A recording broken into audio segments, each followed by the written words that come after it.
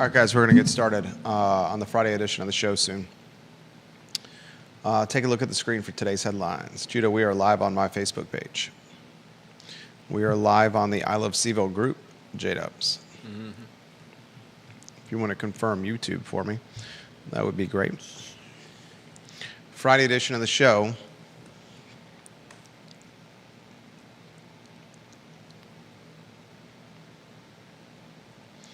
Can you put on the, after the car footprint, I'll confirm YouTube.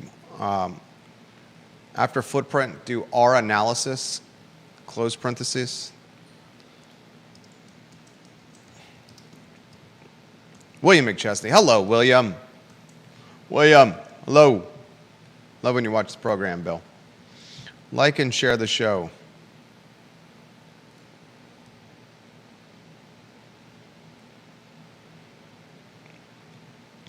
If you have anything we want to cover, put them in the feed and we'll relay them live on air. Is this the worst? Is this the most unattainable position UVA Board of Visitors has ever been in, Judah? I think so. You think so? Wow. I mean, it's not like they can just... All right, Judah's going to go with I think so. I'll take, for the sake of a talk show, the opposite side. Other boards have dealt with the triple murder of students.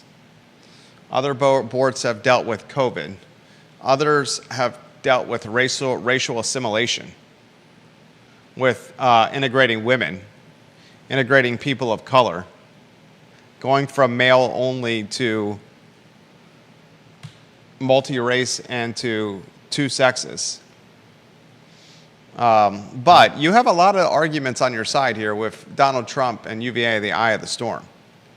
Yeah. Federal funding being leveraged against UVA. A lot I want to cover on the broadcast. Like and share the show. Like and share the show. We live on LinkedIn? I'll check. I got it right here. Viewers and listeners, hammer the like button. Yep, we are live on LinkedIn. Help us spread the gospel. If you're a fan of the I Love CVille show, thank you, Bill, for sharing the show. Thank you, William. We appreciate you. A lot I want to cover on the broadcast today. Judah, give us about 15 seconds or so of what is the most intriguing headline to you and why. I think we got some interesting topics here. I think so, too. We try to mix it up. I think we do a good job of mixing it up, don't you? Yeah. I mean, we're a bit constrained by what's actually interesting in the news. Well, but then we get creative with what we add on there. Yeah, sometimes. We are constrained with the news cycle, as you've said. Go ahead. I think I want to talk about the UVA BOV and the damned if you do, damned if you don't. They're in such a bad spot. Such a bad spot. All right, we're gonna have some fun on the program here. Hammer that like button, viewers and listeners. Hammer the like button and share the show for us. T-minus 10 seconds to lift off. 10, 9, 8, 7, 6, 5, 4, 3, 2. Judah, we're ready for liftoff. Quiet on the set. Quiet on the set.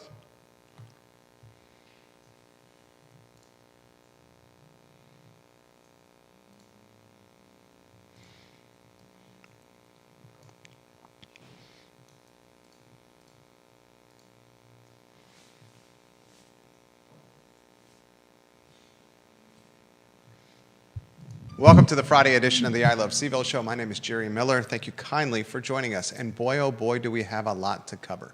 My phone is buzzing with people just reading the headlines and sending us information on what's going on.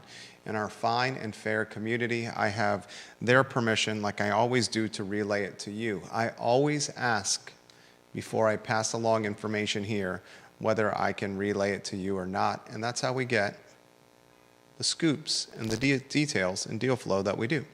Like and share the show, viewers and listeners. Help us spread the gospel. We work hard for you. The only thing we ask in return is you like and share the show. And if you feel so inclined, comment on the program. Philip Dow in Scottsville, thank you kindly for joining us. We appreciate you watching the program.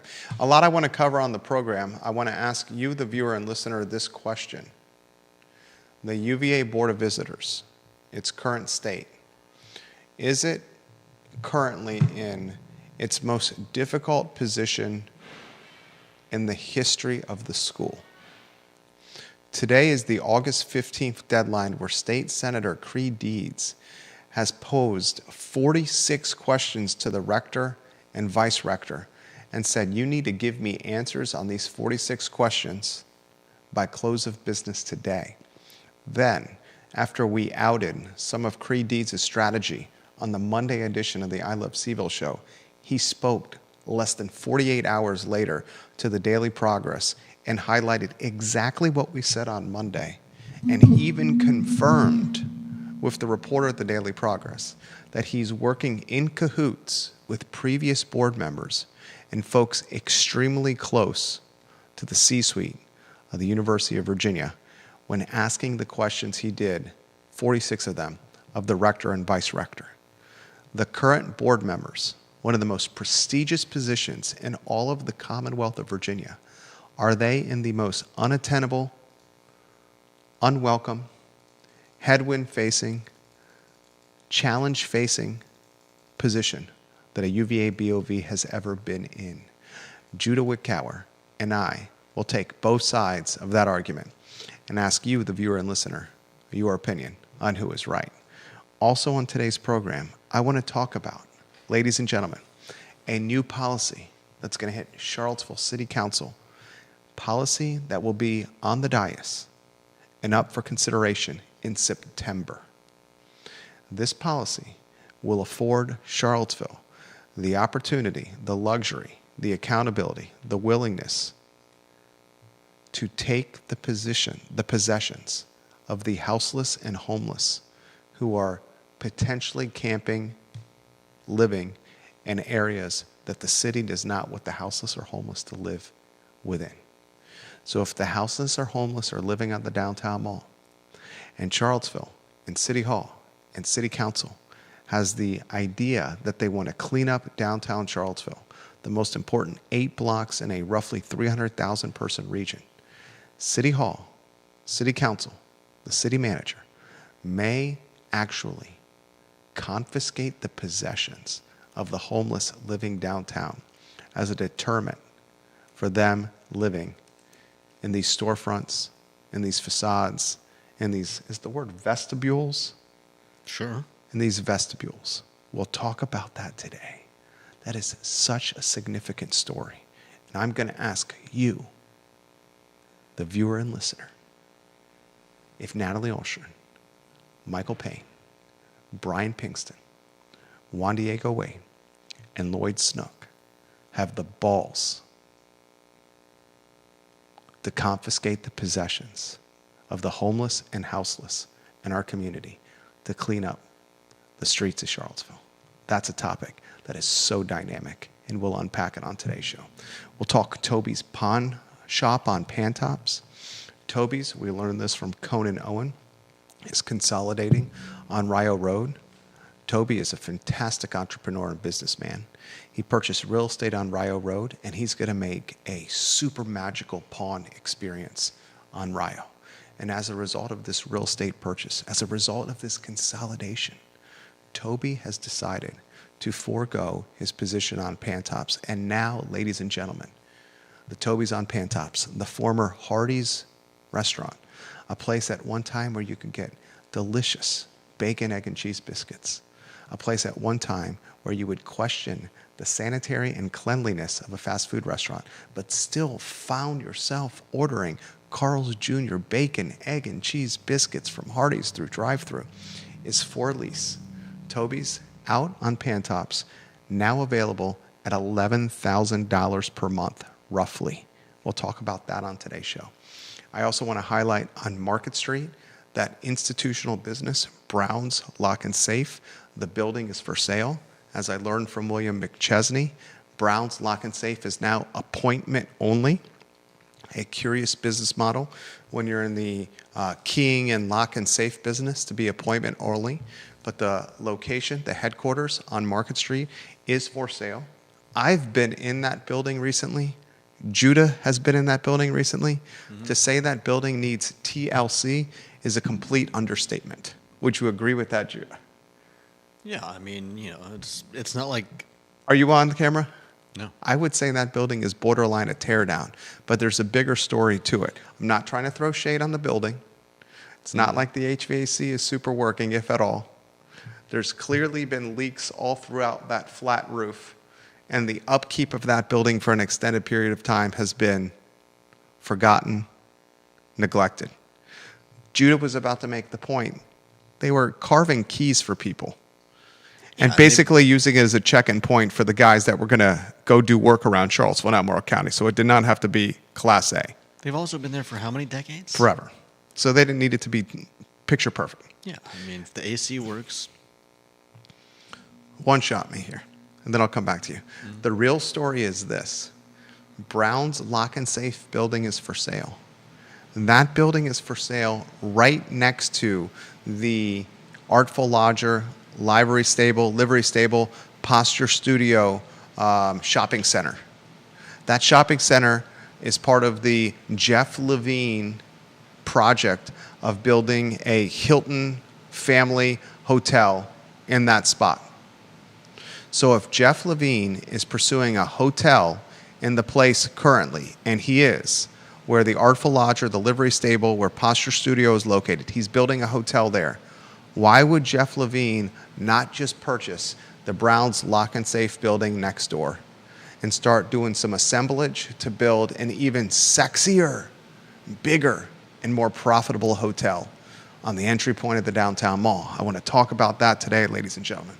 We have some data, courtesy of Real Talk with Keith Smith. Through August 15th of this year, year to date, 1,100 homes sold in the Charlottesville Area of Association of Realtors footprint. We'll break down those numbers on the program. Some of this data surprised me, and I follow it very closely. I want to remind the viewers and listeners that Professor Letty Klotz will join us on the program on Tuesday. This is the UVA professor that's the author of, is it Subtract? Yeah. The book Subtract. This book and Professor Letty Klotz is part of the foundation of a piece of commentary on this show that has caused the ire and the disdain of many of you viewers and listeners. And I am comfortable standing on this hill, and I am comfortable accepting the ire and disdain of you when I make this comment. We are now in a 60-hour work week community, Charlottesville. It's no longer a 40-hour work week. Housing, the median value of housing, if you want to purchase, higher than ever, $475,000. Median family household income, according to HUD, $125,800. Ladies and gentlemen, it's never been more expensive to buy a house. It's never been more expensive to live and have quality of life. It's never been more expensive to step outside and walk up and down Charlottesville and Albemarle County in Central Virginia than it is right now. That's why I think it's a 60-hour work week. When I make that comment, you guys cringe. Judah Wickower right now is furious and fuming and wants to rip my head off over here. We'll talk about that with Letty Klotz on Tuesday, August 19th on the I Love CVille show. I want to remind you, the viewer and listener, if you need office space anywhere in Central Virginia, send me a DM, send me an email, send me a phone call.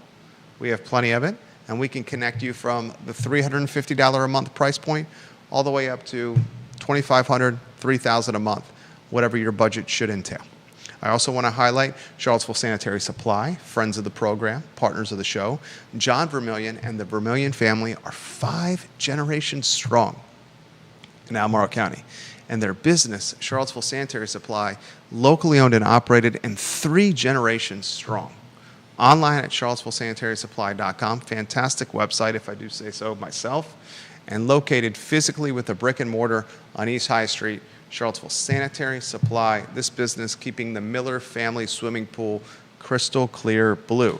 Let's welcome the distinguished, the dapper, the only man that I know that can wear an undershirt, a button-down shirt, denim pants, and hijacked gargoyle socks to his kneecaps in 100-degree heat while not sweating an iota of perspiration on his forehead or on his temples. Cooler than the other side of the pillow, I mean, everybody keeps their business at 100 degrees, right? Judah Wickower, ladies and gentlemen, as the late, great Stuart Scott said, cooler than the other side of the pillow. My friend, it's been a hell of a week of content. Which headline today intrigues you the most? Or, better yet, scatter shooting with Judah Wickower. Where would you like to begin? I mean, there's so much. The BOV, whether or not the city will enact a policy to help take the homeless off the downtown mall. I think some good discussion is going to be had. Put the first headline on screen.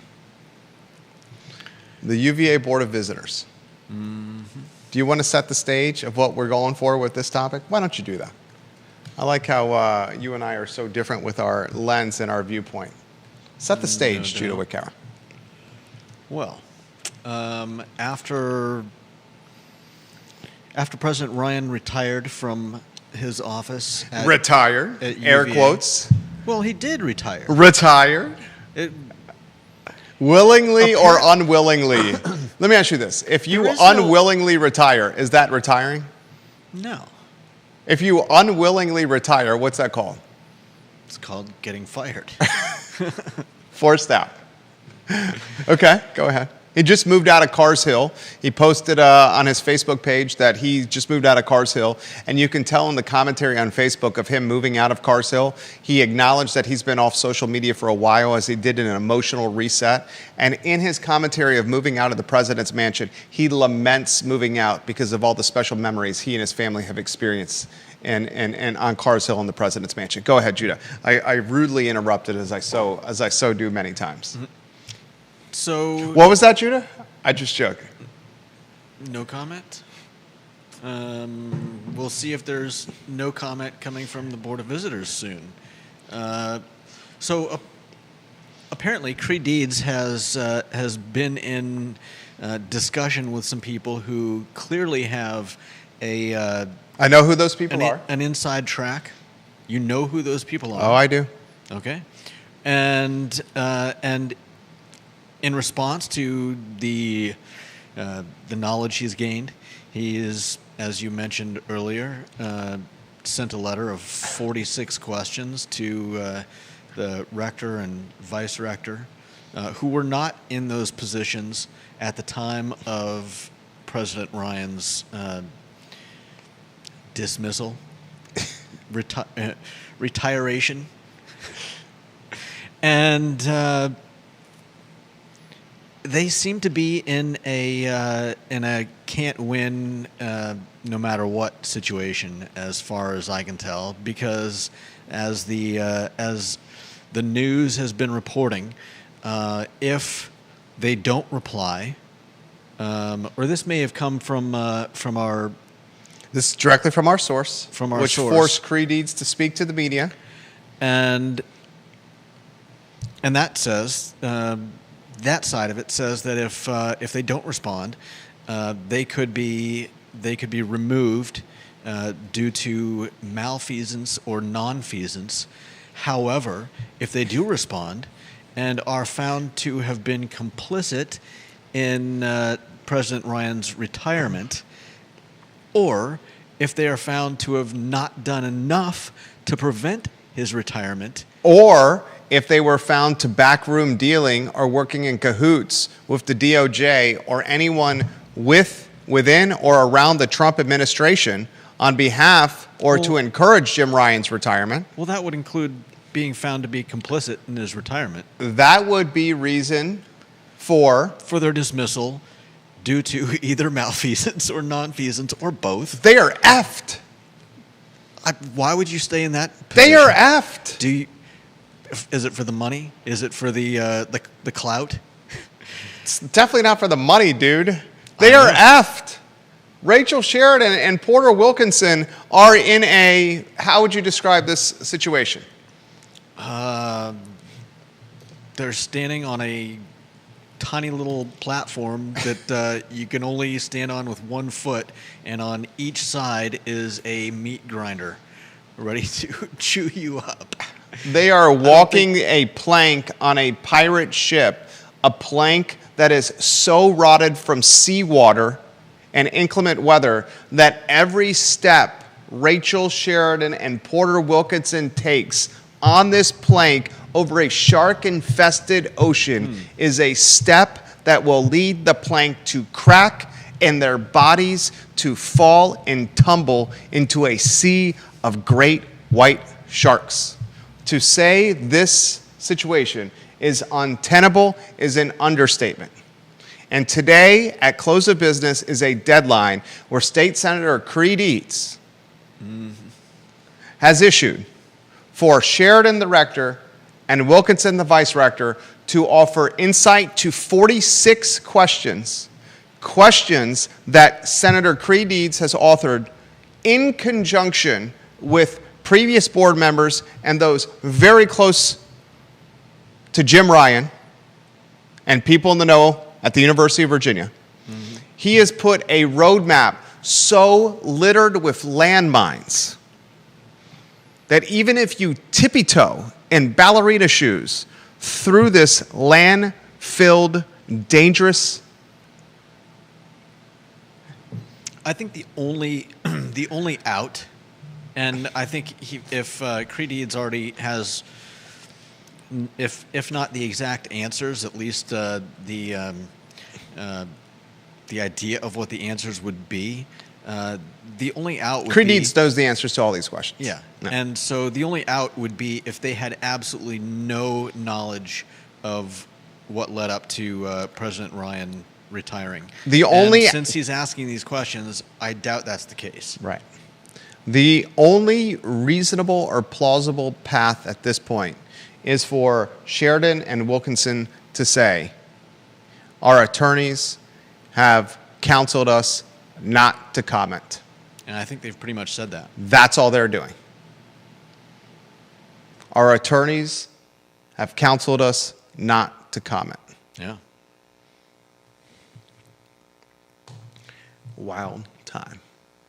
Today's the deadline, and there's approximately 4 hours and 6 minutes left for Sheridan and Wilkinson to respond to 46 questions from State Senator Creed Eads, who is like a dog with a bone and will not back down from this. Oh, definitely not. I think the odds of Jim Ryan potentially being reappointed to president of the University of Virginia are realistic. I'm not saying it's greater than 50%, but it's certainly plausible and possible. I think Abigail Spanberger is going to nuclear bomb this board. And that leads us to the next headline that you should put on screen. Headline number 2. Is this the most damning position, the most frustrating position, the most aggravating position, the least welcoming position that any UVA Board of Visitor individual or team has been in the history of the university? I think so. You say yes. Yeah.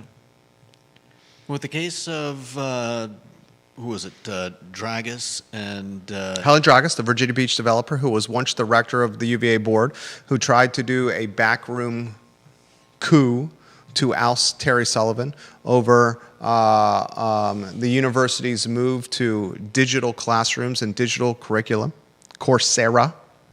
She got Sullivan ousted. Then Dragus was castrated of power when faculty unified and said, no, we won't teach unless Terry Sullivan is reinstated. And then we realized who had the true power, the faculty, not the Board of Visitors. And then Terry Sullivan goes back to Cars Hill. Yeah. Go ahead. In that case, there was a choice. And they made it. They reinstated Sullivan. What's the choice here? I mean, the choice is the faculty does the same thing and gets Jim Ryan reinstated. But he wasn't fired. Was he not fired, you know? Okay. Did he resign under his own accord? Okay, but it wasn't, whatever the case, it wasn't the Board of Visitors that forced him to resign. They may have done backroom dealing. They may have talked to Trump or his administration. The DOJ attorney ties to the UVA Law School, multiple DOJ attorneys tied to UVA Law School, graduates of the UVA Law School. What's your point? There's just connections everywhere here.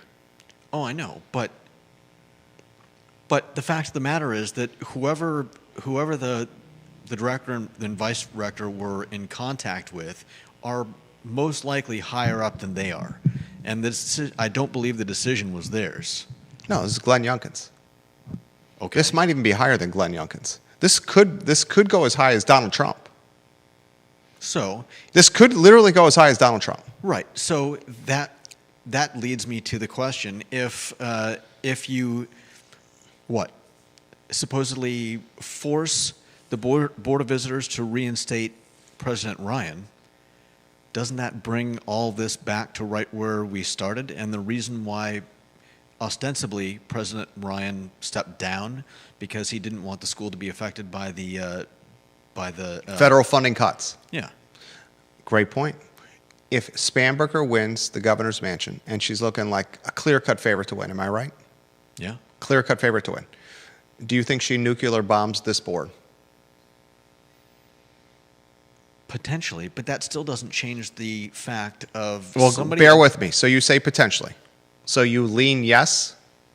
I mean, I don't know what power can the governor just. Yes. Malfeasance is up is a on the basis table now? is on the table, just like it was with Bird Okay, Ellis. but are we really talking about wiping the entire board? Just need majority. Doesn't have to be an entire wipe. Just need majority. Majority appointment. Potentially she could do that, right? Bird Ellis, precedent, Glenn Youngkin. Potentially, I At guess. that point, if majority reinstates Jim Ryan, the conundrum you have is Donald Trump says you're not going to get this $300 to $400 million UVA. They have a yearly budget of over $5 billion, so we're talking like 6, 7, 8%. Yeah. Then Spanberger is going to have to meet with the heavy hitters and Jim Ryan and say we're going to have to fundraise this $300 to $400 million to make up for the budget shortfall. And if the campaign is Trump's not giving us $300 to $400 million in federal funding, and we need your help, they would get more than $300 to $400 million in federal funding, I'm sure they would. and immediately. Jim Ryan in that scenario is a man who can take the loaves and the fishes and feeds the thousands, and he can do it while walking on water, and he can do it while Mary Magdalene is watching his feet, and he can do it while losing his temper in the temple because folks were gambling and selling things with gold, buying things with gold coins. Is that because his stepping down and placing himself, how do I put this? And martyrdom? Him martyring his position for the school has given him so much Clout, influence, so much bulletproof vests, credit that Teflon Don, that all past transgressions I don't will wanna be say forgiven. sins, but yeah. Yes, exactly right. He gets a clean slate. And could, if he considers it this way, and Jim, I hope you're watching, could, if he thinks about it this way, rewrite his legacy Yeah. as if he's flux capaciting in a DeLorean to the first day he started in office. Rewriting his legacy I hope we don't see without him- the sports almanac. I hope we don't see him driving down Main Street going 88 miles per hour. Without Biff World and Emmett Brown and Einstein the dog. What a story. And today's the deadline. Mm-hmm. We'll get off topic. We'll close this topic with this. Do Sheridan and Wilkinson offer answers to Creed Deeds' 46 questions by close of business today? Man. I'm guessing they probably will, but I just can't. You say yes? Jeez, I just can't Louise. get the image out of my mind of them going home to their families and being like, I can't do that right now. I've got homework from Senator Creed Deeds. They're going to say our attorneys have told us not to comment. Take home test. That's it. That's all they're going to say.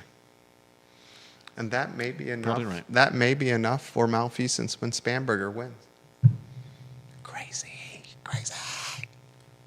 All while Jim Ryan is on sabbatical Yeah. for a 14-month period at his $1 million plus presidential compensation. Yeah. Crazy. Plus. Plus. There's some extras in there too. Bill McChesney, does Jim Ryan want to jump back into the firestorm? It seems he has a pretty sweet golden handshake. Would you jump into a firestorm? Bill McChesney, you have all the money. You have the connections, you have the resources. But the one thing you're missing, if you're Jim Ryan, is legacy. His legacy currently is clouded. He has an opportunity to rewrite his legacy and go down in the history of the University of Virginia and in the history books of UVA as a reappointed president that went toe-to-toe with the most powerful man in the world and effing won. He could go toe-to-toe with the most powerful man in the world, Jim Ryan, and win. How many? Elon Musk didn't do that. Putin's not going to do that. We don't know. Is the Ukraine president going to do that? Is Jerome Powell going to do that? Jimbo Ryan did. Maybe. Next headline, what do you got? New city policy. All right. I want to spend 4 to 5 minutes on this.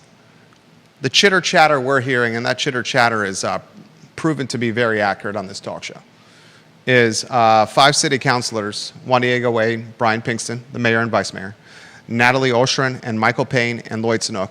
Judah Wickower thinks Natalie Oshrin is going to be named the mayor in January. I think it's going to be Michael Payne. The more I think about this bet, the more I think Judah has a very good chance of winning. We have a bottle of scotch on the line, a 12-year-old bottle of Macallan on the line for this. I'm going Payne, the Payneinator. You're going Nat GBT, Natalie Oshrin. These 5 people in September, the chitter chatter I'm hearing, have a piece of leverage to clean up downtown Charlottesville. And the leverage they have is called policy. And the policy that they can approve, vote yes or no, is, hey, you want to sleep on the downtown mall? That's fine. You want to sleep on the benches in the vestibules? You want to crap your pants next to the old Bank of America? You want to vomit and pee all over the storefronts of the downtown mall? That's fine. You want to drive business away from the most important 8 blocks in Charlottesville as if it was scurvy or the bubonic plague? That's fine. But we have the opportunity to take your possessions. We could take your possessions as a deterrent for you sleeping and patronizing the downtown mall. Ladies and gentlemen, if that policy gets in front of council, what does council do? Judah Wickower, we have that headline on screen? Yep. You're a good man. What does policy do? What does council do? Harold Hertz, y'all are so great to listen to. Keep on doing it. Thank you, Harold Hertz. We got print, radio, and television watching the program. And I count at least 7 elected officials watching the show right now. What does the downtown mall do, Judah Wickower? What does City Hall do? What does Sam Sanders do? What does City Council do?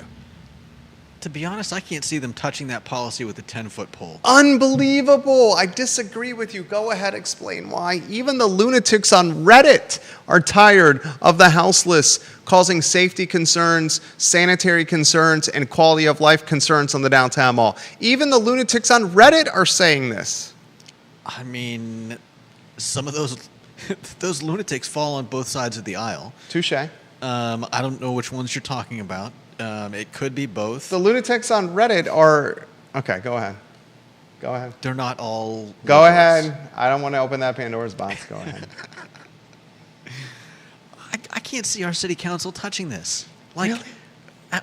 How? How in what reality does our city council... Economic development, standing up for small business owners who are struggling to pay their bills, quality of life, tourism, safety, getting girls' nights to have cocktails back on the downtown mall like they once did before COVID, having children like ours not having to step over piles of poo or watching people shoot up H-bombs sitting next to the mud house, not having the glass storefront window busted at the mud house like it was a little while ago. I mean, I can continue if you would like me to. Not having the screaming guy walking up and down the 8 blocks, not getting shaken down. It's no longer do you have any change. The shakedown is do you have $10? How about all the above? Those are all great reasons. That doesn't mean I can see the city council members. Then doesn't that make them spineless? And these are, one of them I call a friend. 3 of them I call associates. One of them hasn't given me the time of day. When have we ever seen any appetite from the city council? And I'm not even necessarily talking about these specific 5 city council members. When have we ever seen an appetite from our city council to do something that would be so drastic as to the new zoning ordinance? Drastic and radical? But that doesn't affect homeless people. That affects cost of living, quality of life, the economy, housing. Yeah, you can say that, but there's no. It's not like there's a. It's not like you can point to something and be like, "See, that's what this, this price increase or that." All right, I'm going to start. I'm going to start this. Brian Pinkston, you are on your way out. You did not get reelected. Jen Fleischer is taking your seat. Brian Pinkston, you watch and listen to this program. You legitimately, Brian Pinkston, have nothing to lose. In September, when this comes across your desk on the dais and you vote no, we're not going to take the possessions, then Brian Pinkston, that's weak sauce. You are not going to serve on the dais anymore. Take the temperature of business owners on the downtown mall who are not just begging, who are not just imploring, but are screaming to clean up the mall. Brian Pinkston, you need to lead the charge. Lloyd Snook, you have limited time left in your second term. Lloyd Snook, you're north of 70 years old. This is part of your legacy, Lloyd Snook. There's 2 of 5. Do I think Natalie Oshrin's going to touch this? No, because she's so politically motivated and wants to climb the vertical political ladder. She knows not to touch this. I think Michael Payne has some political motivation to him too. So the swing vote is Juan Diego Wade. And my question is, does Juan Diego Wade have the cojones in September to say, we are going to clean up the mall with the removal of possessions from the houseless? And so you think he does? It's going to come to him. Because Pinkston, you're on the way out, you got nothing to lose. Snook, there's no re-election coming here for a 3rd term. 70-plus years old. 70-plus years old. Mm-hmm. Okay? Juan Diego Wade's the swing vote. Oshrin and Payne, this is going to be their livelihood. Oshrin's future is not selling $500,000 a year weddings for Pippin Hill. And what's Michael Payne doing professionally? I'm not going to say anything I'm not supposed to because you always reprimand me. Judah, so I'm listening to you. I'm not going to say anything I'm not supposed to about Michael Payne. Okay. Wade's the swing vote. Wade's the swing. And you're arguing that they're gonna go for this, so that means that you think that when the loonies on Reddit say you need to clean it up, that says a lot to me. That's a temperature read for me. Yeah, that's fair. That's a temperature read for me. That's definitely and that's going to be a hell of a story, dude. That's going to give us so much fodder on this talk show. So much fodder. I think the other side of that coin is, guess who gets to do the what? Are we talking about? We're talking about confiscating their. Do they do this while the homeless people are asleep? Do they do this with the police villainizing the police? Do they do this with Parks and Rec, who has no real experience confiscating the possessions of the homeless? Well, that's what I was going for. It's obviously going to be the police that get strapped with this. Is Chief Kachis about to be put in a tough spot again by council and by City Hall, like he was the spot he was put in with Sandersville in the Market Street Park, where he had to get the homeless out of the park? I think he does the same thing. Take some pizzas to them and knock on their Coleman tent door? Hey, you can't sleep here anymore? Have some Vita Nova pepperoni pizza? No. Remember during Sandersville, the park, when the homeless took over the most noticeable park in all of the region? Market Street Park, Lee Park, Emancipation Park, Freedom Park, whatever the park's called? Remember when they took it over?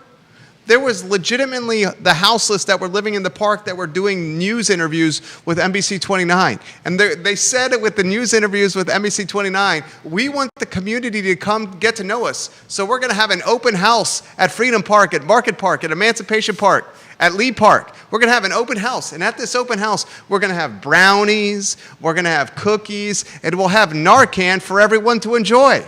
That's what the guy said to NBC 29. We'll have brownies and cookies and Narcan for everyone to enjoy. Good old Narcan cookies. Good old Narcan. So anyways. Sandersville. So anyways. That's a true story. That literally happened. You know that happened. True story. Go ahead, Judah. Yeah, but what does that have to do with the police? Koch just had to clean that up. I know that. He had to clean that up with his officers, including him, going door to door on those Coleman tents, rat-a-tat-tatting on those Coleman tent doors and saying, you can't sleep here, you got to be out by the end of the night. Oh, and here's some Vita Nova pizza for you to enjoy. Yeah. That's like how I do with our 3-year-old. Hey, you want cookies and cream ice cream at the end of the night? You better behave. Koch is a smart man. He's extremely smart.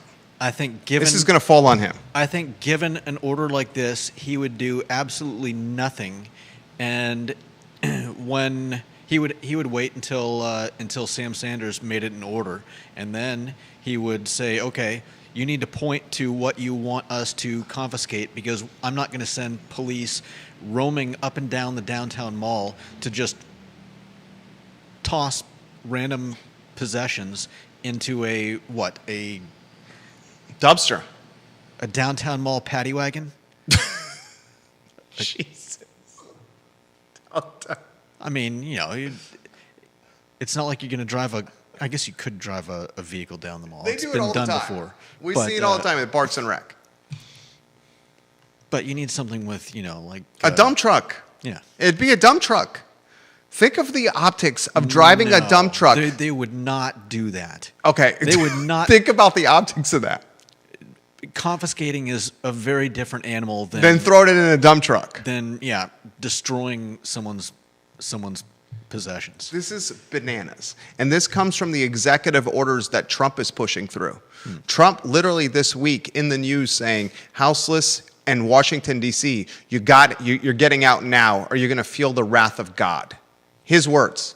I know. Okay. His executive orders now give jurisdictions the power to do this. He's saying you're going to be far from D.C. Right. You need to go far from D.C. Yeah. Another impact of Trump where that is impacting Charlottesville. Potentially. Federal Executive Institute, impact.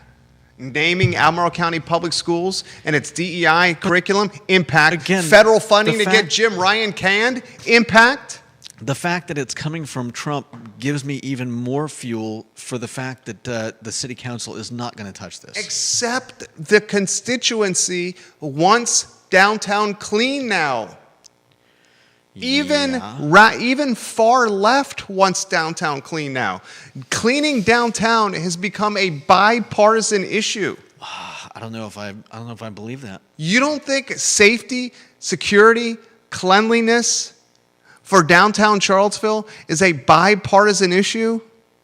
It may be a bipartisan issue, but getting people to agree that this is the correct way to go about it, I do not see the two sides. I don't even see the left agreeing with the left about this or the right agreeing with the right. I disagree. I could see respectfully. I could see plenty of people on both sides that would see it from both angles. I respectfully disagree. Okay. And that's what makes this talk show so great. I will close on this before we go to the next topic. I mean, let me ask this question. Do we think that confiscating their possessions is the best way to get them off the downtown mall? I think it's a way of doing it. The other way is this: telling the soup kitchens not to serve food, taking away the electrical outlets that are on the downtown mall, the free electricity where cell phones are plugged in to charge, closing the public library where the houseless is getting out of inclement weather, the heat, the cold, and the rain while hanging out in the library, closing that down, right? You haven't even mentioned the Haven yet. Taking the Haven away and putting it somewhere else. I would think that would be... Removing the people that they can shake down for money. Taking away the free internet. that the houseless are using all the time. You're not going to do any of that. This seems like the path of least friction. And I'm going to tell you right now, the haters of this show are going to immediately take everything that I'm saying out of context and say that I'm a DICK when it comes to the houseless. And I'm going to say that's absurd. I've said hand up instead of hand out all the time. I've said joint venture with Albemarle County and the city of Charlottesville, utilize taxpayer resources, do a JV, a joint venture, and create some kind of houseless campus where there's laundry, there's computer labs, where there's addiction counsel, where there's shelter, where there's beds. On a bus route, I was the biggest proponent ever of the Salvation Army conversion on Cherry Avenue. Guess what? Everybody wants a homeless shelter, a low-barrier homeless shelter, unless it's right next door. All of the CVille Neighborhood Association fought against this low-barrier shelter in the Salvation Army spot. Guess what? Nothing's materialized to that. Everyone's for helping the houseless, except when that shelter happens right next to your home and next to your kids and where they play. Literally, the definition of not my backyard. Definition, literally.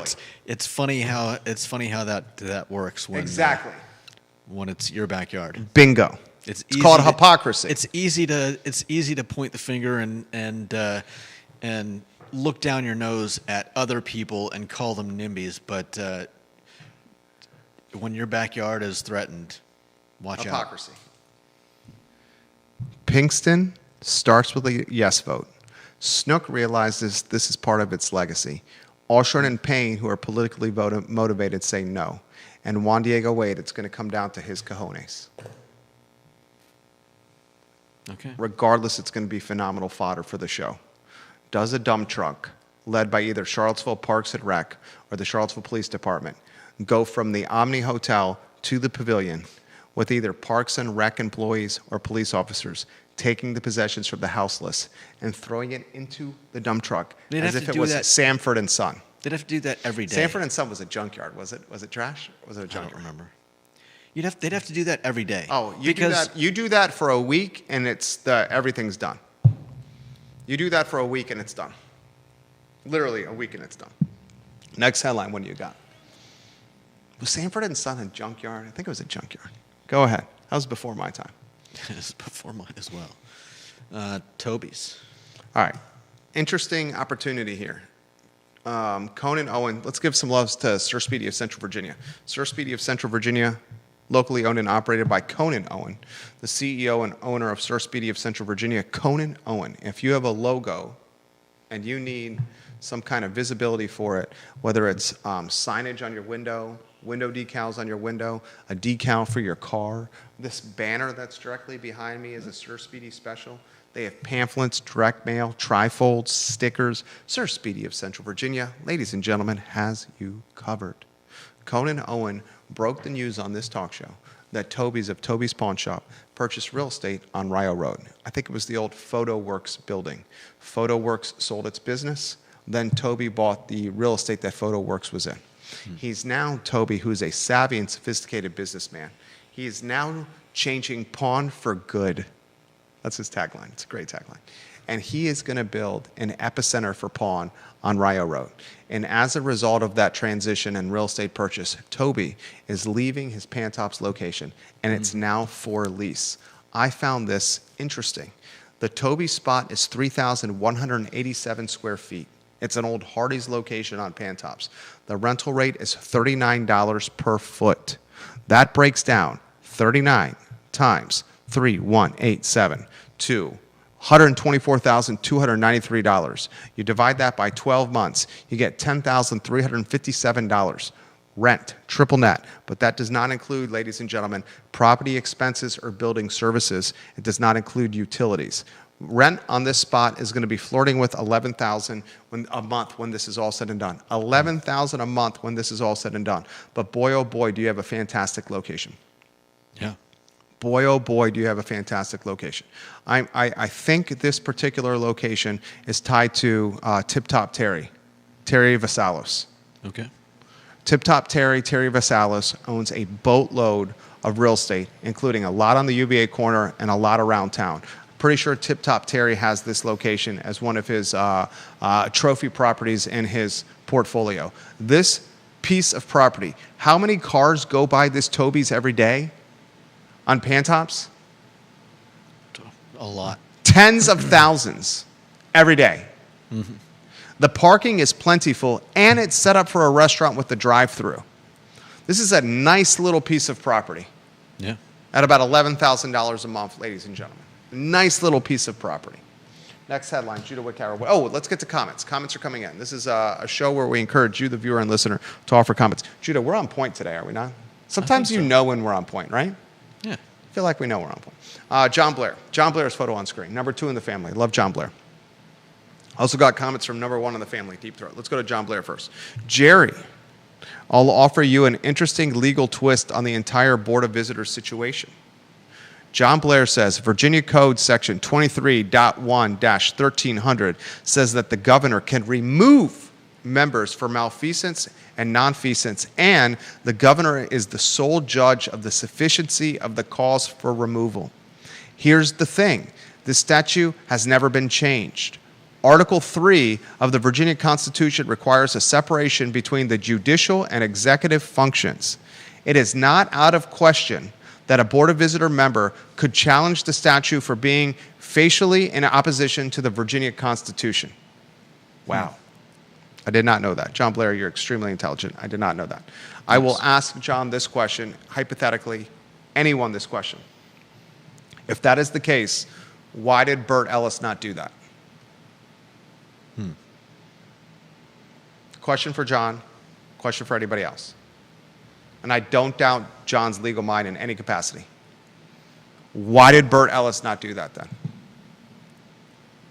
Interesting. Bert Ellis said, I did nothing wrong. Bert Ellis said, the governor is smearing my reputation. Bert Ellis said, I'm not going to lie or say that I'm stepping down myself from the board because I don't want to step down. Yeah. I'm not going to say it's because I'm too busy at work or because I'm sick. That would go against Jefferson's honor code at UVA. I'm not going to lie. He's forced the governor to remove him from the board for malfeasance. Why did Bert Ellis, if that is the case, John Blair just throwing it out there, why did he not challenge the statute for being facially in opposition to the Virginia Constitution? Conan Owens' photo on screen. He says the executive order gives them the power to do it, but they have the choice on how they clean up the area, the downtown mall. Totally up to their interpretation. I will say this, after today's talk show, this cleanup strategy, because I'm going to continue to emphasize it next week, and I have the newspaper, TV, and radio stations watching me right now, I will continue to emphasize the executive order and the cleanup strategy in downtown Charlottesville till it is 100% in the news and on the tip of everyone's tongue, which will put some pressure, perceived and actual, on council to do something. John Blair says, I cannot explain why Bert Ellis did not challenge it. I think there are so many stories in the background that we have no clue about. I think he's 100% right. If there's someone knowing Bert Ellis that would challenge the governor, would it not be a Bert Ellis? I could see it being a Bert Ellis, but I could also see Bert Ellis being, of all the people on the Board of Visitors, Bert Ellis seems to me like he really, really, really does love UVA in Charlottesville. And I think Bert also really, really does love himself. Okay. But... And he was made to not look so great by the governor.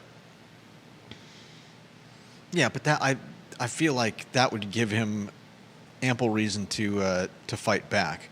I think in this case he refused to lie about why he was leaving the board. But once the decision was made by the governor, he went along with it for if I had to guess, for just to do what's best for UVA. I don't agree with that. You don't agree with that? No, because I think Bert Ellis thinks what was best for UVA was a complete reset of UVA, and he was leading that charge. I don't agree with that. Okay. Next headline, what do you got? And Sanford was a junk dealer. William McChesney has confirmed that for us. He was a junk dealer, Sanford, of Sanford & Son. Next headline, what do you got, Julica? We have Browns also for sale. Brown's Lock and Safe on Market Street is for sale. Do we know? I would love to hear if somebody knows if they're moving. I mean, if it's for sale, obviously they know it's for sale. And William McChesney, is Brown's moving to another location? perhaps they're... Bill perhaps- McChesney, is Brown's moving to another location? We should ask them. Let's ask them. Perhaps they're... We're in there to make copies of the keys for our rentals all the time. Maybe their by appointment only is because they're going to be moving a lot of their stuff over the coming weeks, and they don't want someone to have to constantly be at the shop. Great question. Do we know? Bill, do we know? We do know the building is for sale. There's a for sale sign in the window. What I find intriguing about this is it's adjacent to Jeff Levine's ownership of the Artful Lodger, Posture Studio, Livery Stable, Shopping Center. Mm-hmm. And as of a couple of months ago, the Common House was for sale. So if anybody wants to assemble parcels and properties, you got a boatload of upside there. And it would seem Jeff Levine would be the guy to do that assemblage. The Artful Lodger spot has so much upside. He's going to build a hotel in the shadows of the Omni. But what happens if you combine the Artful Lodger shopping center with the Brown spot and with Common House? Geez Louise, you would have one of the most significantly marquee positions in all of the region. No doubt. If you had Brown's, Common House, and the Artful Lodger shopping center, boy, oh boy, could you build something special there. No doubt. And that is a critical aspect of downtown because it's literally on Market Street as people are pulling into downtown Charlottesville. Mm-hmm. It's the first thing. It's the first thing you see. The entrance to the downtown mall. You could build the sexiest, fanciest, most expensive hotel experience. I'm talking something that downtown's never seen before. Yeah. It would kick the Omni's booty. Yeah. Unbelievable opportunity there. It's going to cost you. It's going to cost you.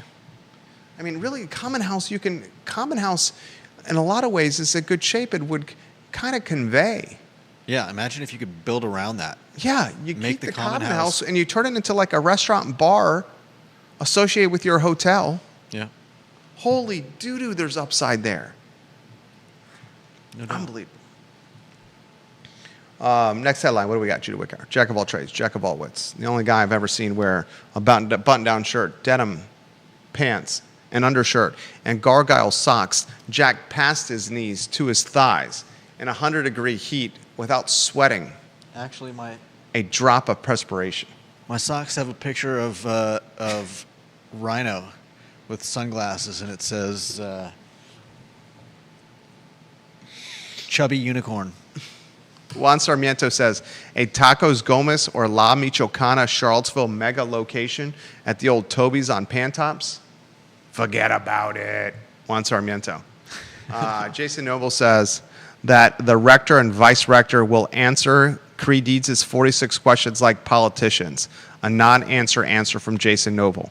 Plead the fifth is what they will do. They are spineless and they won't touch it. In regards to city council and the executive order that allows jurisdictions the opportunity to potentially clean up the streets. Jason Noble, we love when you watch the program. Any other headlines do we have on screen? Or are we done? Let's see. I think all we've got left is 1,101 homes. So I'll throw this to you. Viewers and listeners, this is items that I learned from Real Talk from Keith Smith this morning. Through August 15th of this year, in the car footprint, this is MLS data, 1,101 homes have been sold. Of those 1,101 homes that were correctly priced from the start, no price change before the sale, 824 fit that moniker. 824 of the 1,101 were homes that were correctly priced from the start and did not have a price cut. 315 homes sold over original list price, and 277 homes had their price reduced before sale. So there's been 1,101 homes sold in the CAR footprint from January 1 to August 15th. Of that 1,101, 824 homes, which is 75% of sales, sold at their asking price. 315 of those homes, which is 29%, sold over asking price, and 25% of those homes, 277, sold at a price cut. And the takeaway from Real Talk with Keith Smith and the very dapper Keith Smith is price your home correctly out of the gate. Price your home correctly out of the gate. All right, that's the talk show. I thought we did a pretty good job this week. If you like the show, if the show makes you feel something, I don't even care if you agree with me or like the show, but if the show makes you feel something, tell somebody about the show. We don't care if you like the show, but if it makes you feel something, tell somebody about the show. Monday through Friday, 12:30 to 1:30 on the I Love CVille network. Next Tuesday, Professor Letty Klotz will join us, UVA professor. We'll talk 40-hour versus 60-hour a week. Letty Klotz. And I encourage you to reach out to me for any of your office space needs. A lot of people are doing it. We'll play matchmaker. Thank you kindly for joining us. Jerry Miller, Judah Whitcower. Enjoy your weekend.